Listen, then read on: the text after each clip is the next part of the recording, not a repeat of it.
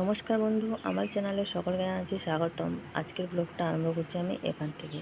Alarm দিয়েছিলাম 4:30টার সময়, but উঠিনি। এখন এই 5:12 মতন বাজে। 5টার সময় উঠলাম। আর এই যে দেখুন, এই কুয়াশা ভরা সকালে খুব সুন্দর লাগে প্রাকৃতিক পরিবেশটা। এখন হচ্ছে আস্তে আস্তে শীতের দিনটা মানে কাছাকাছি আসছে। বেলা ছোট হয়ে যাচ্ছে, রাত বড় হয়ে যাচ্ছে। আর এই সময়টা দেখবেন ঠিক ভাদ্র আর আশ্বিন মাসটা দেখবেন মানে পরিবেশটা যেন কী সুন্দর পরিষ্কার পরিষ্কার লাগে। হয়তো মার আগমনের জন্য চতুর্দিকে কাশফুলগুলো ফুটে থাকে। আর এভাবেই যে সকালবেলা কুয়াশা ভরা সকালবেলা খুব সুন্দর লাগে। আবার দেখবেন যখন ঠিক নতুন নতুন শীত পড়ে তখনও বেশ ওয়েদারটা ভালোই লাগে। যাই হোক, এই যে এবার আমি সকালবেলায় ওইগুলো কালকে আর ফেলতে যাওয়া হয়নি, ঘর পরিষ্কার করার সময় সব বেরিয়েছে, তবুও সিঁড়িঘরটা বাকি থেকে গেছে। আজকে অনেকগুলো কাজ আছে। মা আবার রেশন তুলতে যাবে, আমাকে এদিকে সব কিছু গুছাতে হবে। আজকে আমাদের নাচের ক্লাসে হচ্ছে টিচার্স ডে সেলিব্রেশন হবে। একটা কেক আবার আনতে হবে, এগলেস কেক।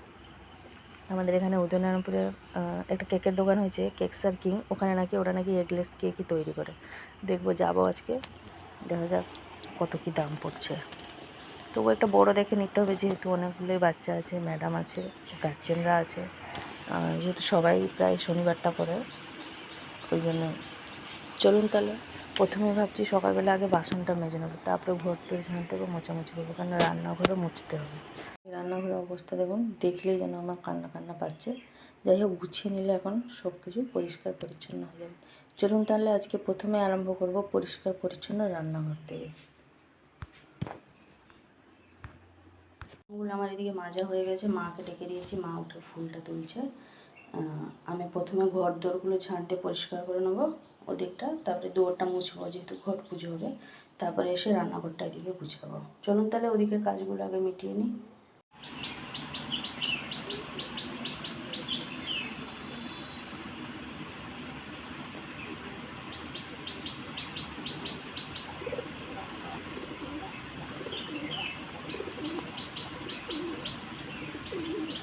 সকালে 6:05 মতন, ওদিকে আমার রান্নাঘর মোছামুছি সব কমপ্লিট।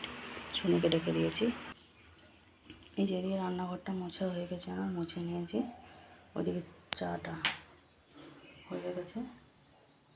এই দেখুন, আগেকার রান্নাঘর আর এখন, মানে আগে মানে কিছুক্ষণ আগে ছিল, গোছাগুছি হয়নি বলে এভাবে লাগছিলো। মুছে গুছিয়ে সব পরিষ্কার করে নিয়েছি। চলুন এবার শুনেকে ডেকে দিয়েছি, উঠলে ব্রাশটা করবে, আমিও রেডি হবো। 6:45-এ ওর ক্লাস, মানে 6:35 নাগাদ বাড়ি থেকে বেরোতে হবে। ঠিক আছে, সকালে 6:30 আমি চলে এসেছি রান্নাঘরে। কেন আজকে তাড়াতাড়ি রান্না করছি বলছিলাম না, কাপড় চোপড় কাচাকুচি আছে, সেগুলো করতে হবে। তারপরে মা রেশন তুলতে যাবে, সব কিছু আমাকে নিজের হাতে গুছিয়ে নিতে হবে। সেই জন্য ভাবলাম সকাল সকালে রান্নাবান্নাগুলো হয়ে গেলে ওদিকে আমি শুনুকে দিয়ে এসে এখানে কাপড় চোপড়গুলো কাচতে পারবো। যেহেতু জলটা এখন বেশি সময় থাকছে না, 9টার দিক করে বন্ধ করে দিচ্ছে। তো শুনুন, 6:45 থেকে মানে 8:45 পর্যন্ত ক্লাস হবে। ওর মধ্যেই আমাকে সব কিছু করতে হবে। সেই জন্য যে ওইদিকে ভাতটা বসিয়ে দিয়েছি, এদিকে মুগের ডালটা বসিয়ে দেবো। আর এলে আমি সবই নাড়ি তরকারি করবো। এই যে বসিয়ে দিয়েছি, এদিকে ডালটা ফুটছে, ওদিকে যে ভাতের মধ্যে চালটাও দিয়ে দিয়েছি। শুনু ওদিকে রেডি হয়ে গেছে। এবার আমি ওকে ছাতু শরবতটা গুলিয়ে দেবো, তারপরে আমি রেডি হয়ে ওকে নিয়ে যাবো। এই দেখতে দেখতে এখানে 42 হয়ে গেল। কিছু করার নেই, 5 মিনিট আজকে লেট হবে। এই যে বেজে গেছে 7:05 মতন, শুনুকে দিয়ে চলে এসেছি। আর এদিকে এসে দেখছি মা সব কাপড় চোপড়গুলো ভিজিয়ে রেখেছিল। আর এই যে কিছুটা আমি বের করলাম, আবার শুনুর স্কুল ড্রেসগুলো আছে। শুনু আজকে বলছে আমি আর যাবো না, শনিবার আজকে, যেহেতু আমি সোমবার থেকে যাব, কিছু ডেটটাই ছুটি। আর ওদিকে আমি তো ভাত ডালটা বসিয়ে দিয়ে গেছিলাম। কত কাপড় দেখেছেন, sofa cover, bed cover, pillow cover সব বেরিয়েছে। এই যে ভাতটা তো বসিয়ে দিয়েছিলাম, ভাতটা মনে হয়নি, এবার ডালটা দেখে নিয়েছে। হয়ে গেছে ডালটা সাঁতলে নেবো। বসে গেছে, জলটা মানে পরিমাণটা কমে গেছে। আর মুগের ডালটা তো একটুখানি ঘন হলে বেশ ভালো লাগে। তো এতটা ঘন আমি রাখবো না, একটুখানি জলের মধ্যে এড করবো। আর এদিকে তরকারিটাও রান্না করবো। সয়াবিন আলু তরকারিটা রান্না করলে হয়ে যাবে।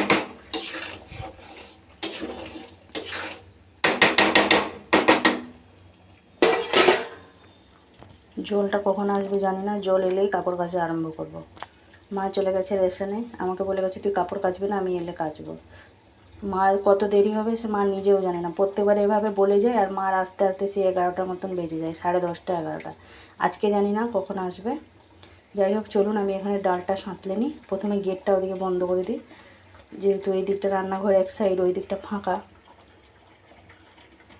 এই যে ডালটা আমার এখানে সেদ্ধ হয়ে গেছিলো, আর ডালটা সাঁতলে নিলাম। এর মধ্যে দিয়ে দিয়েছি আমি গোটা জিরে, শুকনো লঙ্কা আর একটুখানি হিং দিয়ে দিলাম। আদা থেতেও দিলে হতো, আদা থেতো দিলে শুনু আবার পছন্দ করে না, ওই জন্য আদা থেতোটা দিইনি। মানে একটুখানি আদা থেতলে দিলে খুব সুন্দর লাগে, নিরামিষ ডাল তো। অনেকে আবার দেখবেন নারকেল কোড়াও দেয়, যে যেমনটা পছন্দ করে সে সেরকমই দেয়। যাই হোক ডালটা এখানে হয়ে যাওয়ার পরে নামিয়ে নেবো। এবার সয়াবিনের তরকারির জন্য জোগাড় যন্ত্র করব। ভাতটা তো হয়ে গেছে, নামিয়ে রেখে নিয়েছি। ডালটা ওদিকে সাঁতলে নিলাম। এই যে সয়াবিনটা জলে একটুখানি সেদ্ধ করে নিলাম। এদিকে ডুমো ডুমো করে কেটে রাখা আলুকে ভালোভাবে কেটে দিয়ে পরিষ্কার করে নিয়ে এসেছি। একটা টমেটো নিয়ে নিয়েছি। আর মশলার জন্য আমি আজকে নিয়েছি রাঁধুনি, গোটা জিরে, গোটা ধনে, একটুখানি আমি শুকনো কলাই আগে এপিট ওপিট করে নিয়েছি, ভেজে নিয়েছি। তারপরে এটাকে আমি এখন মিক্সিং জারেতে পেস্ট করে নেবো। তার সাথে দিয়ে দেবো কই টুকরো আদা। এই যে আদাটা নিয়ে নিয়েছি, আদাটাকে এবার ধুয়ে পরিষ্কার করে নেবো, সব একসাথে পেস্ট করে নেব। এদিকে একটুখানি কড়াইতে দিয়ে দিয়েছি তেল আলুটা ভাজার জন্য। সয়াবিন আলু এখানে ভালোভাবে আমার ভাজা হয়ে গেছে, বের করে নিয়েছি। আর কড়াইতে দিয়ে দিয়েছিলাম তেল, ফোড়নে দিয়েছি গোটা জিরে, একটুখানি হিং, বেটে রাখা মশলাগুলো সমস্ত কিছু অ্যাড করে দিয়েছি। টমেটোটাকেও পেস্ট করে নিয়ে নিয়েছিলাম। এর মধ্যে হলুদ গুঁড়ো, লঙ্কা গুঁড়ো দিয়ে ভালোভাবে কষিয়ে নিচ্ছি।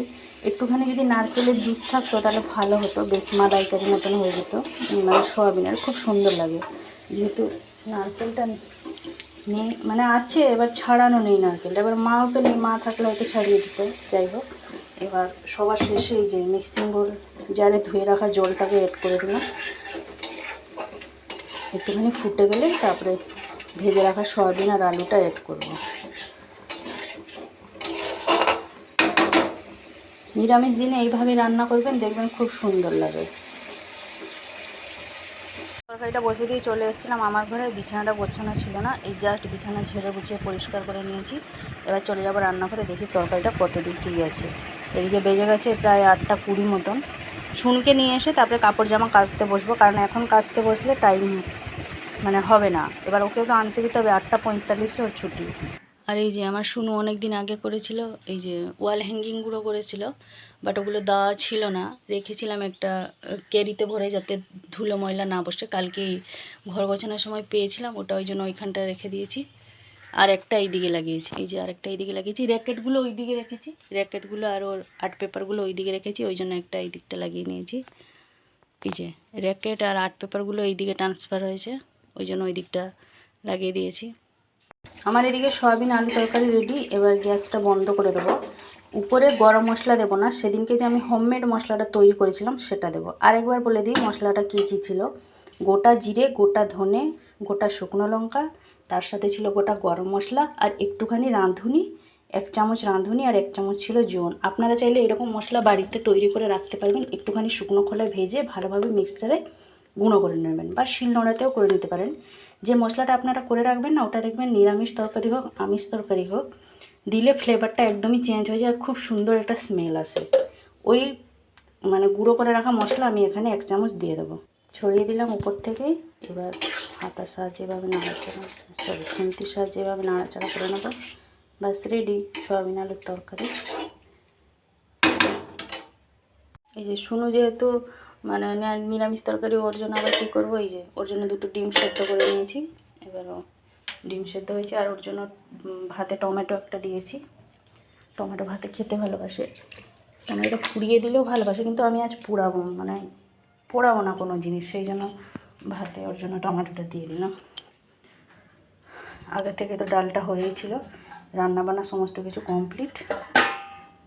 বেজে গেছে 9টা মতন, 5 মিনিট বাকি। আমিও শুনুকে নিয়ে আসছি, দেখছি মা আমার সামনেটাই আসছিলো, এসে ঠাকুরতলাতে দাঁড়িয়ে আছে। পিছনে নাকি সবার চাল আসছে। আর আমি যখন রেডি হচ্ছিলাম শুনুকে আনতে যাবো বলে, তখনই জল মানে কারেন্টটা চলে গেছে। তো কারেন্ট চলে যাওয়ার কারণে জলটা মানে বন্ধ হয়ে গেছে, জানি না। যাই হোক, যা সমস্ত জল আছে তাতেই সব কাচাকুচি করতে হবে, কিছু করার নেই।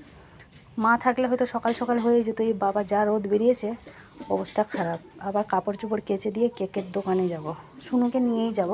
শুনু আমি দুজনে যাব, কেকটা নিয়ে আসবো গিয়ে, তাই তো শুনু? তাহলে এদিকে যেহেতু রান্নাবান্না কমপ্লিট হয়ে গেছে, কাপড় চোপড়ও কেচে নিই। রোদ দেখেই ভয় পাচ্ছে, রোদ বেরিয়েছে অবস্থা খারাপ হয়ে যাবে। এই যে বাজতে চাই 11টার মতন, 5 মিনিট বাকি। সেই তখন থেকে কারেন্ট কেটে দিয়েছে, এখনও পর্যন্ত আসেনি। জল তো সেই বন্ধ বন্ধ, যাই হোক যা যেখানে জল ছিল তাই নিয়ে কাপড় চোপড় কাচালো। আমি আবার কল পাম্প করে চান করলাম। এখন শুনু আর আমি দুজনে বেরিয়েছি কেক আনতে যাব। শুনু চান করিনি, শুনু খাওয়া হয়ে গেছে। আমি বলছি চল তুই এলে চান করবি। আমার এই চানটাই হলো জাস্ট একটু আগে, এই পুজো করলাম। এসছি আমরা এখানে কেকস অ্যান্ড কিং, যেখানে লেখা আছে 100% পিওর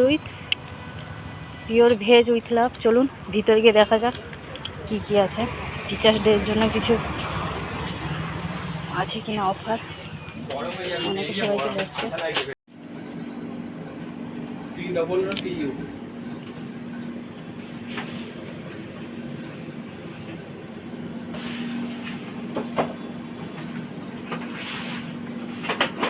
এসে দেখছি কারেন্টটা যাই হোক এসে গেছে। হ্যাপি বার্থডে লেখা আছে।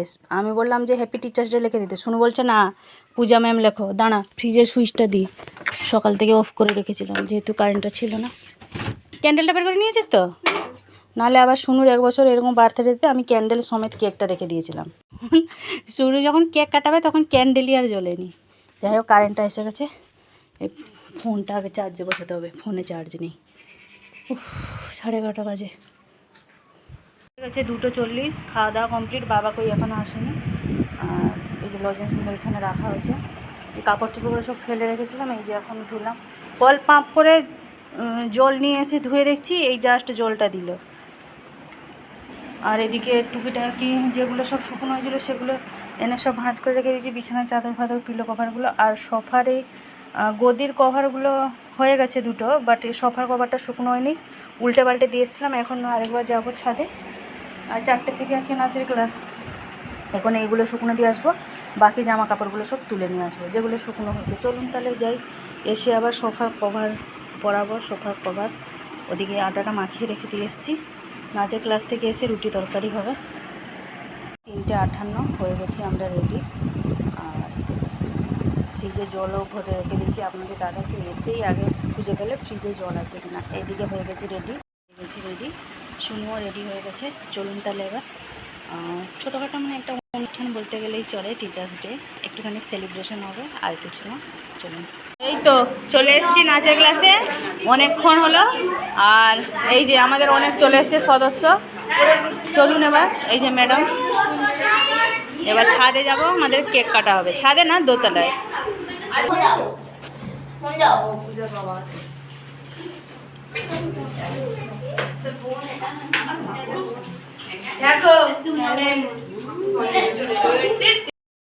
থ্যাংক ইউ, খুব সুন্দর হয়েছে, থ্যাংক ইউ। এটা পরে ওষুধ কিনতে যাবো মন্দিরে দিতে। Thank you, thank you, thank you. আস্তে কেক কাটা কমপ্লিট, এবার ম্যাডামকে এই যে গিফট দেওয়া হচ্ছে। এই যে গেছে সন্ধ্যের 7টা, চলে এসেছি নাচের ক্লাস থেকে। ওই 30 মিনিট মতন হলো এসে। এই যে এদিকে রুটিটা হয়ে গেছে, আর ফ্রিজ থেকে সমস্ত কিছু বের করে আনলাম, তরকারিগুলো। আর এটা কেটে নিয়েছি। এখানে আছে রসুন লঙ্কা কুচি, পেঁয়াজ কুচি, টমেটো কুচি, ডিমের ভুজিয়া করবো। আমাদের দাদা ও এখনও কই এসে পৌঁছায়নি, জানি না কত দূর আছে, আমি আর ফোন করিনি। নাচের ক্লাসে আজকে আমরা খুব মজা করেছি সবাই মিলে। কেক কাটা হলো, ম্যাডামের গিফটটাও খুব পছন্দ হয়ে গেছে। এদিকে যে এই তরকারিগুলো সব বের করে এনেছি,